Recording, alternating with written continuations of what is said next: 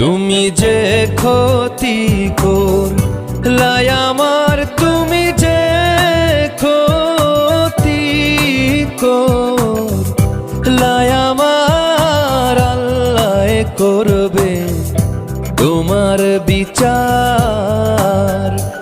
আমার আল্লাহ করবে তোমার বিচার।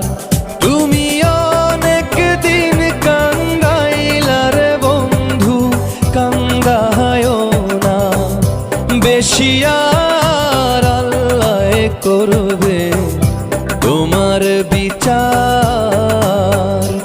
আমার আল্লাহ করবে তোমার বিচার।